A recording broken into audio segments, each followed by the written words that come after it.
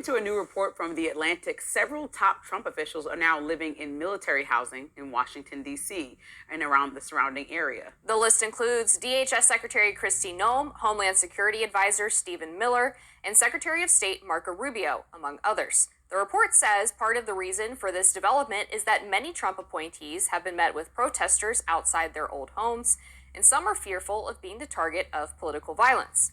The article reads, Trump has survived 2 assassination attempts, Iran has stepped up its efforts to kill federal officials, and political violence, such as the June shooting of 2 Democratic Minnesota lawmakers, the murder of Charlie Kirk in September, and the shooting at a Texas immigration facility 2 weeks later, is a real danger. Now, The Atlantic has so far counted at least 6 members of Trump's cabinet living on military bases. This practice is something that presidential aides have done throughout history, but it's unusual for so many to be doing it at the same time. Online, many on the right say the move is justified as a means of officials protecting themselves. Turning Point USA spokesman Andrew Colvett says left-wing violence has grown so bad that now top Trump administration officials have moved into homes on military bases for their own personal safety. It's shocking that this is the reality, yet here we are. And Ben Dom. All right, shalom, shalom, shalom. All praises to the Most High, Yahweh, Bahashem, Yahweh Shai, which is to say in the Paleo-Hebrew, Yahweh, which is the name of our Heavenly Father, meaning He is, and that is who the world ignorantly calls God. Bahashem, which means in the name. Yahweh Shai, which means He is our salvation, and that is who the world also ignorantly calls Jesus, a so-called black man, who, by the way, only came for the Israelites, all right? Now, as you seen from the little clip that was played from that news broadcast, certain members of Donald J. Trump cabinet or administration has now sought quote-unquote refugee or refuge at military residence or bases in Washington, D.C., all right? Some of the names that they included were Mark Rubio, Pete Hegseth, and Kristi Noem, if I'm not mistaken, all right? Now, you can believe the narrative that they're telling you that they're seeking refuge from protesters that's showing up at their houses, from, left-wing activists, or whatever else narrative that they're pitching out there for you to believe to justify them departing from the general public, all right? But it makes way much more sense that there's something more imminent that's coming that they're getting ahead of before it all breaks out, all right? See, right now, it's just up in the air, speculation, all right? We don't know for certain. But soon, it's going to come a time where you're going to see a lot of these talking heads, a lot of these cabinet members aren't going to be easily accessible. Because why? They're going to be put in hiding, okay? Because why? They're getting ready to let the people go loose on themselves, okay? And they don't want to be in no way, shape, or form involved in that. So they're setting the narrative already for them to leave and for them to not see you or them in the public as much as you would have, okay? They're using these proxies or these excuses that we have to move because the they got protesters, showing up at our doorsteps. No, they putting themselves in a predicament so that what? When all hell breaks loose, you won't be able to find them and blame them, okay? This is Psalm 73 and verse 5. It says, they are not in trouble as other men, neither are they plagued like other men. See?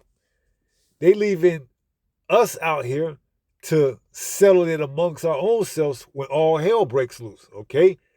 They're going to be in the confine of their military, of their private, sectors where you can't be easily able to get to them. All right. But even so, they're going to be touched. Okay. They're going to be touched. Make no mistake about it. All right. And we know, pursuant to Revelation 6, they have bunkers, the elites. I'm talking about the elites, the wicked elites of this society. They have bunkers that they're going to flee America once all hell breaks loose. And then those same bunkers that they're going to flee into when the missiles come are going to be the same bunkers that's going to act as their prisons. Okay. For them to be preserved as the first crop or batch of slaves in the kingdom. Okay? This is all biblical prophecy. So it says, Psalm 73 and verse 5, they are not in trouble as other men, neither are they plagued like other men. See? So it's going to be a dog-eat-dog world out here pretty soon, man. Okay? This government shutdown is just the beginning stages of it, all right? Once these people really see what's going on, that's going to be it. And then they can't voice their opinion and blame it on nobody because they can't get to these people's houses because they're being protected by the National Guards, the military. All right? It's a wrap, okay? It is a wrap. It's going to be neighbors,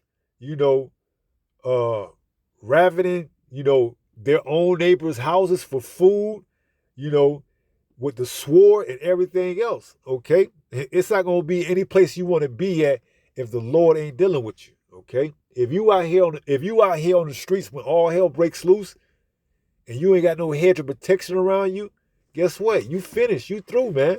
All right? It's going to be a wild, wild west type of scenario out here throughout the whole land, all right? Few what you call those places? Sanctuary cities is going to be available. All right. But as I stated earlier, these elite members of these societies, they have their bunkers. Okay. They're going to run into them. All right. Only to be preserved for the first crop or batch of slaves. This is Revelation 6.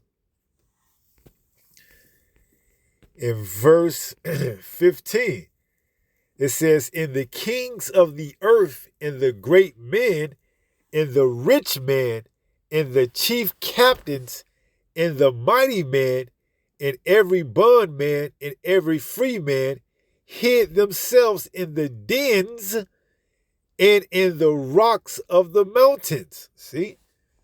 So they see what's coming. It's by no sheer coincidence that Trump is floating the idea now of doing nuclear tests. All right. He wants to start testing nukes now. All right. Because he understands China, along with Russia, they have the technology to reach the shorelines and interior parts of America with thermonuclear missiles. Okay. So they're getting prepared for World War III. All right. Things are going to just expediently move faster and quicker leading up into the mark of the beast, all right? We're going to see things start to pick up, Lord willing, all right? Abaratazar, Father will, all right?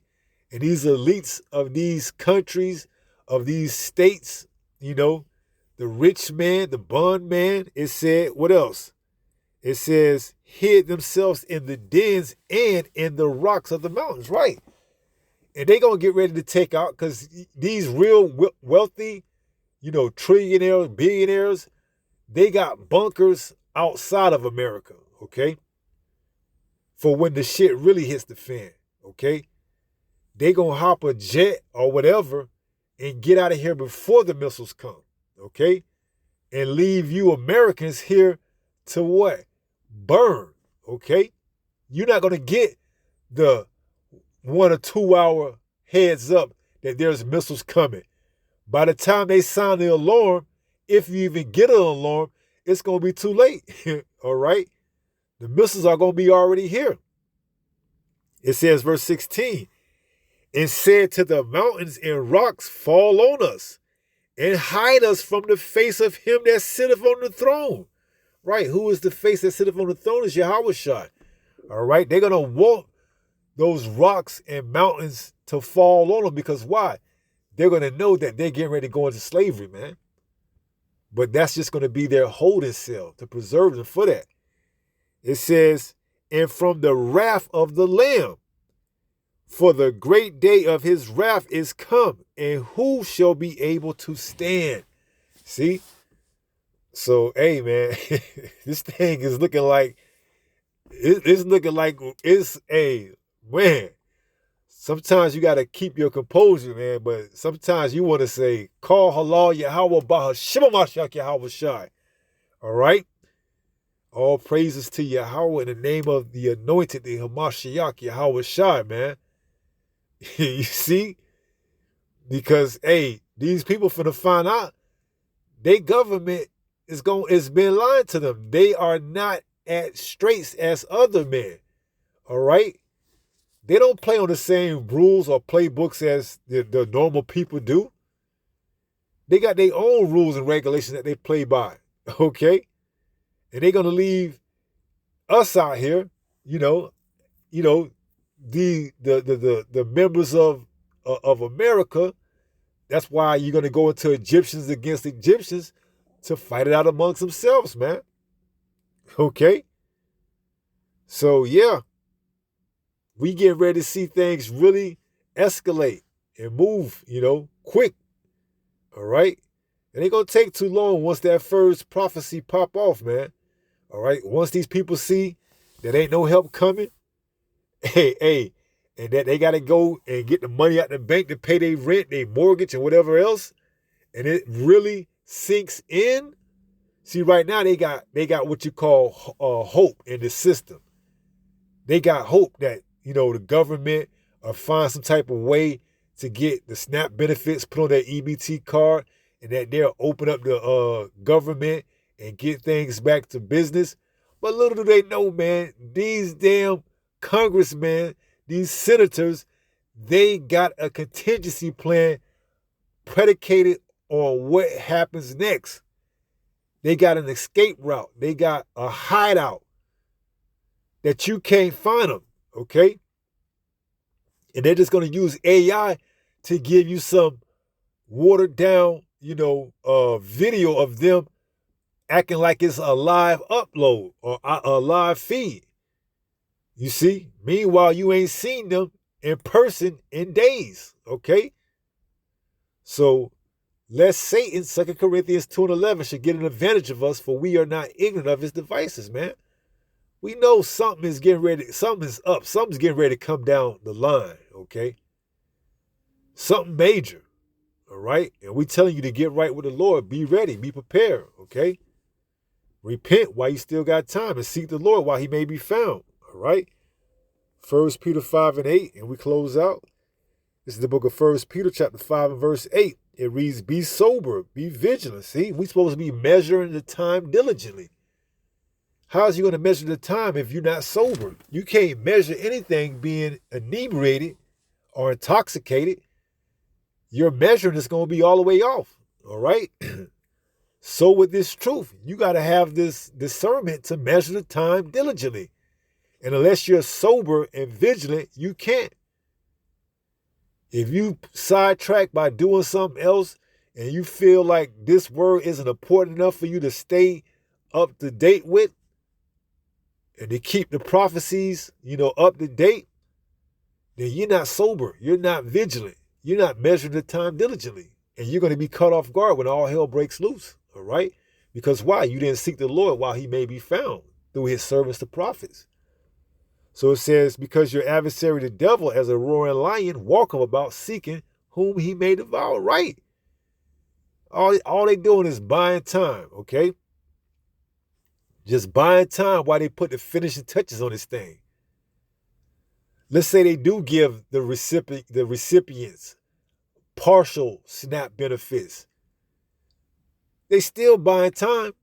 They still going to allow the shutdown to continue to roll on, give you a week or two while they put the finishing touches on whatever they getting ready to do. And you're going to be complacent for those next 2 weeks.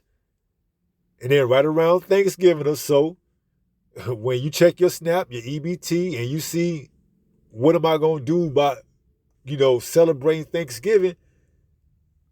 And then you figure it out, I ain't going to have a Thanksgiving, okay? It's going to be complete mayhem out here, man. All right? But see, we telling you, all right, to what? Be ready, be prepared. What's that? 2 Ezra 16:40? Make thyself ready to thy battle, and in those days be as pilgrims. All right, we telling you, all right? But see, y'all want to, take shots and call us black Hebrew Israelites and, this and that, all right? But hey, you ain't gonna have too much more time left to mock and scoff the man of the Lord, man. All right, because he's gonna remove them from off the streets and the internet pretty soon. And then it's gonna be a famine of the word. Then you're gonna have to figure it out on your own, okay? So that's gonna be it. We're gonna wrap it up on that. And with that being said, pray some more of us edified through this lesson. And until the next time, if it be the Lord's will, stay strong, stay in the faith. We're almost home. Shalom. Peace.